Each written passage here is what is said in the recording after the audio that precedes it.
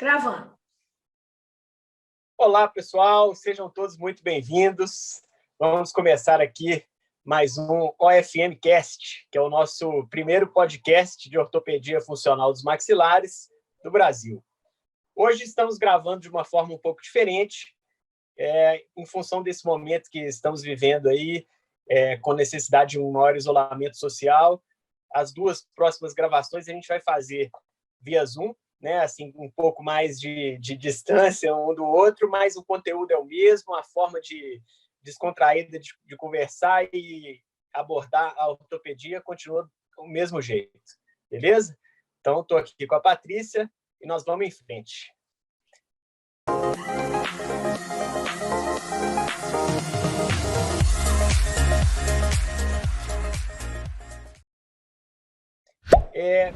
Tudo bom? Tudo ótimo. Tá excelente. Beleza. Hoje a gente vai conversar um pouquinho aqui a respeito daquela polêmica, né? De se tem jeito ou não tem jeito de corrigir, né? Não é camuflar, não, corrigir mesmo as alterações de crescimento, né? Eu acho que é um temazinho aí bem polêmico, né? E aí a pergunta, então, é possível remodelar os ossos da face? Será? E aí vamos à resposta, né? Se é possível remodelar os ossos da face? É possível, sim, e a gente precisa entender isso de uma forma científica, né? Então, essa polêmica que existe em torno do tema, ela não pode continuar, né?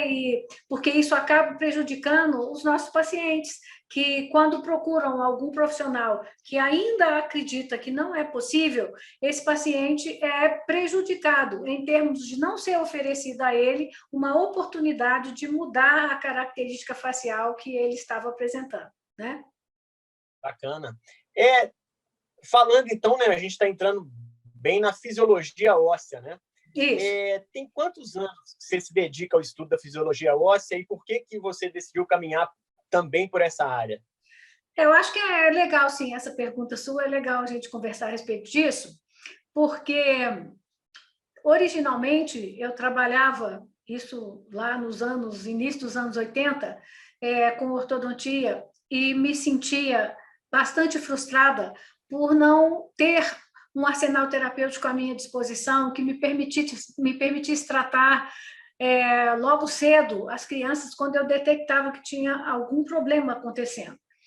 E, ao longo do tempo, isso foi me frustrando até que eu me deparei com a possibilidade de uma intervenção ortopédica funcional. E aquilo me fascinou de uma tal forma, e tendo em vista o meu jeito, né, que é sempre de buscar os porquês, eu acabei voltando para a área acadêmica, isso há 22 anos atrás, né? Voltei para a área acadêmica, eu já tinha quase 20 de formada, né? Já trabalhava só na clínica, voltei para a área acadêmica, fui fazer mestrado, doutorado, 2 pós-doutorados, todos focados em fisiologia óssea, porque eu queria entender o que estava acontecendo com os meus pacientes quando eu via o resultado que eu conseguia com a ortopedia funcional dos maxilares. Então, é desse ponto aí que eu posso te responder que é possível, sim. É a partir desse conhecimento adquirido em muitos anos de estudo é que eu posso te responder que sim. Fique demais. E, assim, a gente falando de fisiologia óssea, né? A fisiologia óssea é bastante complexa, né? E uma vez eu estava vendo que os ossos, eles têm mecanismos semelhantes a sinapses. É isso mesmo? Sim, sim. É tão interessante isso, né? Isso foi parte de estudo do meu segundo pós-doutorado. Eu trabalhei com isso. As células ósseas, elas emitem prolongamentos, né, durante o processo de formação, e elas vão se intercomunicando e formam uma grande rede de intercomunicação celular. E essas células, elas se comunicam entre si, né, através de passagem de ondas de cálcio de um prolongamento para o outro, através de uma situação que é uma conexão direta mesmo, que a gente chama de junções gap, uma proteína que liga uma pontinha na outra, mas também, e isso é mais recente, isso ficou muito claro, foi em 2004, né? Então, em termos de ciência recente, as células ósseas também se comunicam por um sistema semelhante à sinapse. Então, ela libera neurotransmissor, tem um prolongamento aqui e outro aqui. Esse aqui despolariza, libera um neurotransmissor, aqui nesse outro tem receptores, esse neurotransmissor se conecta aqui e continua despolarizando, igualzinho numa fibra nervosa, né? Então, a célula óssea, sim, ela se conecta e se comunica de uma forma semelhante às células nervosas.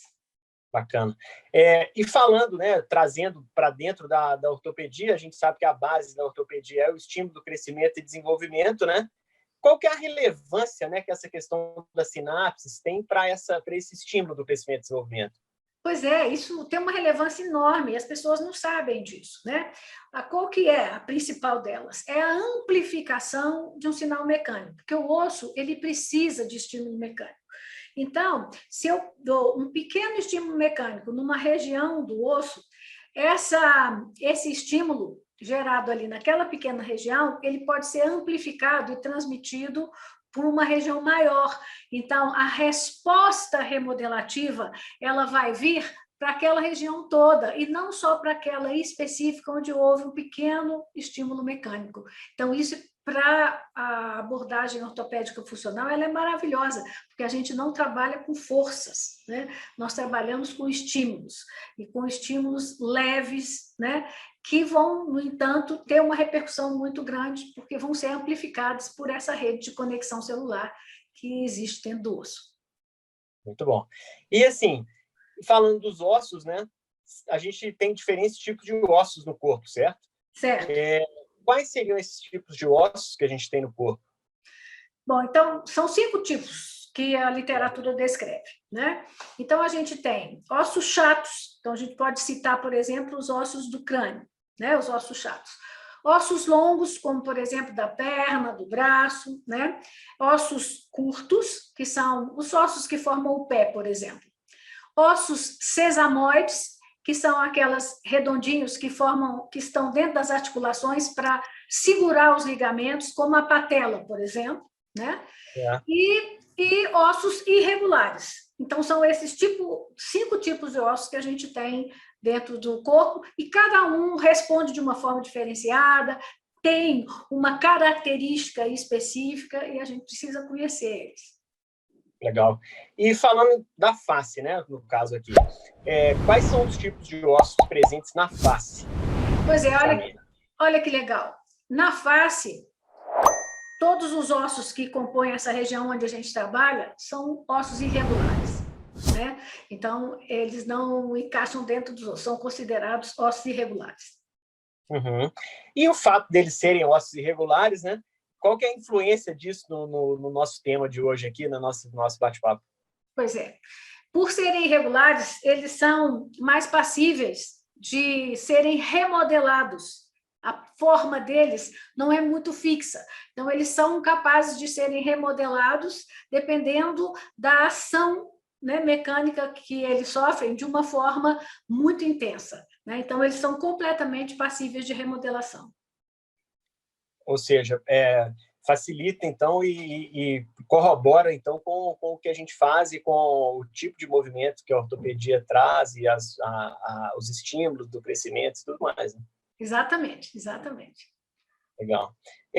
Os ossos, eles se remodelam de acordo com o estímulo mecânico que age sobre eles, certo? Assim, dependendo do estímulo que você faz, o osso vai reagir ali e vai se remodelar de acordo com aquele estímulo, né? Certo.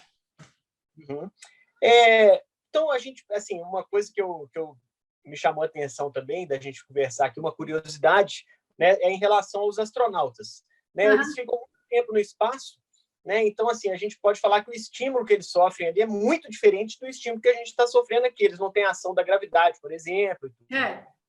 É verdade que eles voltam do espaço com os ossos diferentes, com os ossos mais fracos? Completamente, né?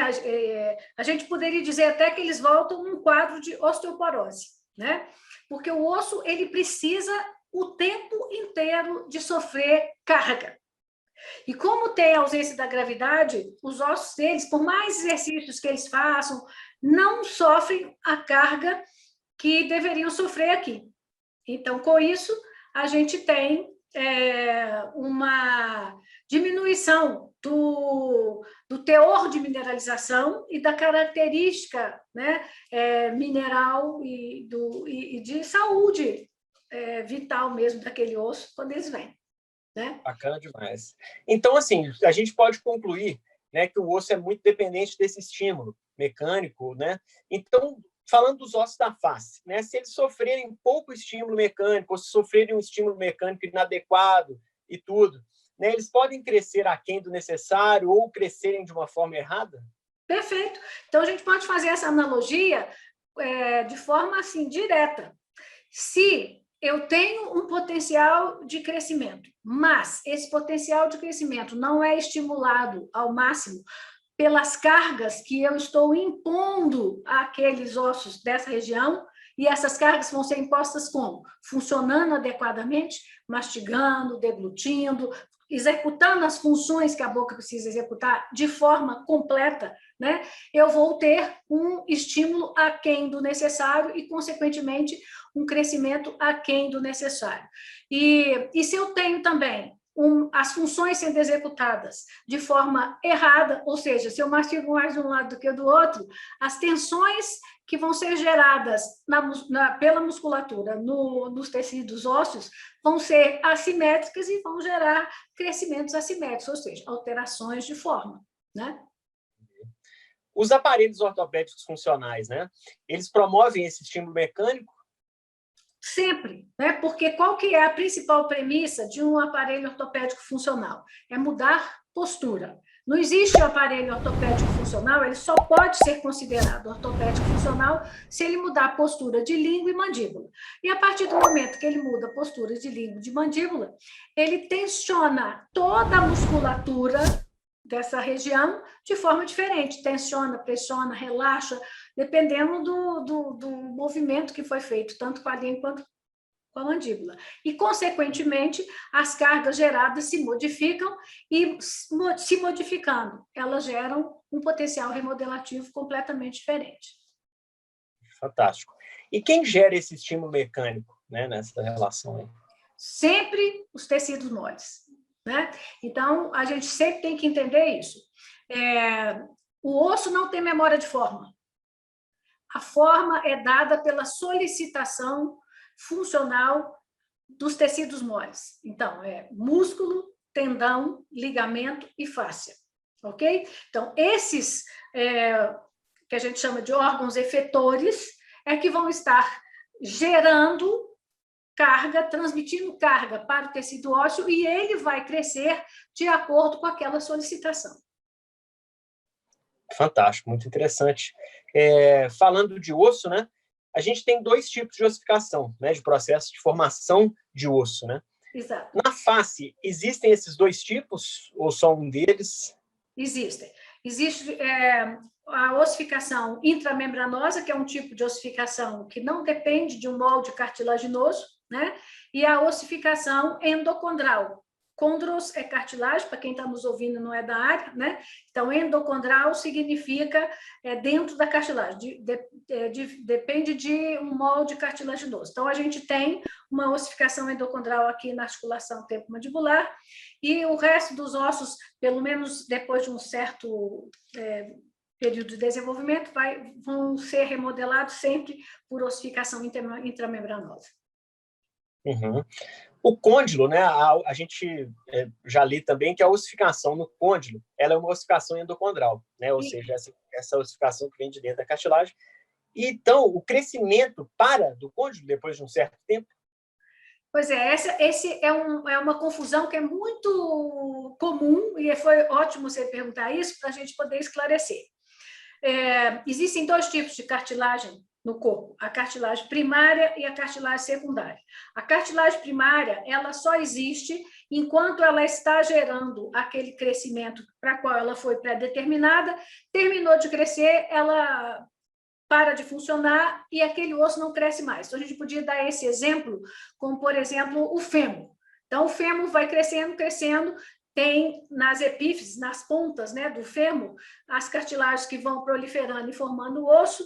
Chega num momento que aquilo parou, acabou. Ela fecha e não cresce mais. Então, o fêmur não cresce mais em altura, em comprimento, ok?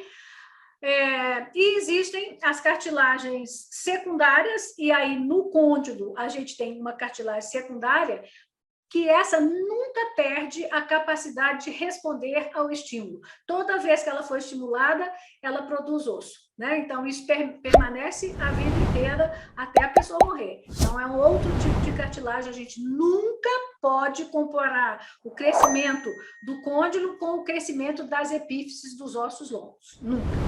E mesmo os ossos longos, eles param de crescer em comprimento, mas em circunferência, eles podem continuar crescendo. Então, por exemplo, você que faz muito exercício, com certeza, os músculos do seu braço, por exemplo, os ossos do seu braço têm uma espessura aumentada comparado com quando você era antes de fazer os exercícios que você faz hoje, né?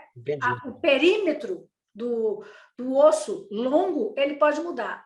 O que ele não muda é o comprimento, né? Então, até os ossos longos, eles são remodeláveis. E aqui, tudo é remodelável. Legal. E a gente tem essa cartilagem secundária em outras partes do corpo também? Tem, e é interessante, só para a gente falar para quem está nos assistindo, que não é bem da área, como que é fácil da gente entender isso, né? Todo mundo aqui já viu algum paciente que tem o que a gente chama de acromegalia, né? Quando tem um tumor de hipófise, uma secreção de hormônio de crescimento fora do normal, a pessoa cresce, por isso chama acromegalia. Acro significa extremidades, aumento das extremidades. O que vai crescer? Vai crescer exatamente onde tiver cartilagem secundária. Ele é um adulto, né? Um adulto que, teoricamente, já parou de crescer, mas onde tiver cartilagem secundária, ele cresce. Então, ele cresce mãos, pés, nariz, orelha e mandíbula, por causa da cartilagem secundária que a gente tem aqui. Né? No côndilo. Legal demais. Então, seguindo aqui o papo, né? Eu já ouvi algumas vezes você falando sobre os enteias, né? Explica para quem nos ouve, assim, até eu tenho dúvida também, o que eles são e qual que é a importância deles, né, para a nossa prática ortopédica funcional.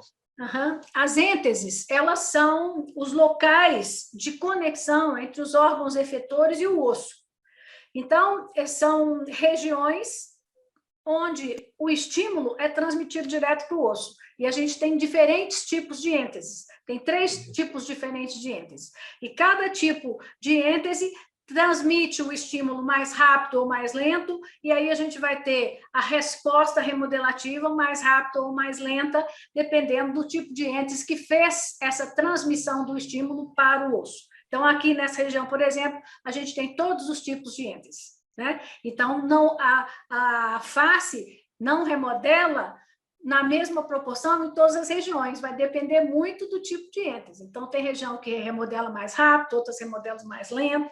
Então, quando a gente está fazendo um estímulo, a gente tem que ter essa noção para não esperar uma resposta igual em todas as regiões. Legal demais. Então, assim, o que a gente pode, né, começar a concluir é que a resposta para aquela nossa pergunta inicial é sim, né, que a gente consegue realmente fazer essa remodelação dos ossos da face e alterar a forma deles, né? Com certeza. A resposta é sim, e é preciso que a gente saiba disso, é preciso que quem nos ouve e que é leigo, né, entenda isso, que é possível modificar sim, e se você procura um colega nosso que acha que não é, questione. É preciso que a gente tenha essa noção e que a gente permita, por exemplo, que as nossas crianças sejam tratadas de forma adequada para mudar o potencial que elas podem estar apresentando, que não seja tão bom. É possível mudar, é possível dar esse estímulo necessário para mudar a forma, sem dúvida nenhuma. Legal. Eu acho bacana assim que todos os temas, né, que a gente traz e quanto mais a gente vai batendo papo aqui, né, fica claro, né, pessoal, assim que a gente voltando àquela frase inicial, a gente sempre está falando aqui muito além dos dentes, né? É uma odontologia muito além dos dentes. Né? Assim, a gente bateu o papo aqui, nós não falamos em momento nenhum em alterar posição de dente, né? Em fazer força em dente, né? Nós não falamos nada disso. Né? A gente falou em alteração de postura, a gente falou, né, em estímulo muscular, né, e alteração de tecidos moles, ligamentos, né, e tudo, remodelação óssea, e não fala em momento nenhum de dente, né? Então, acho que é bem legal essa questão para a gente entender a dimensão, né, da ortopedia funcional e a importância da gente conhecer isso. Né? Exatamente. Os dentes vão por consequência. Isso. Então, pessoal, esse foi o nosso OFM Cast de hoje. Né? Agradeço demais todos que nos assistiram aí. Se você gostou aí, deixa o seu like aí no nosso vídeo. Se não se inscreveu ainda, se inscreva no nosso canal, Patrícia Valério, para você receber sempre as notificações das novidades que a gente vai postando, né, e ficar sempre ligado aí no que há de melhor de conteúdo no mundo da ortopedia funcional. Um grande abraço a todos. Muito obrigado. Beijo. Fica com Deus.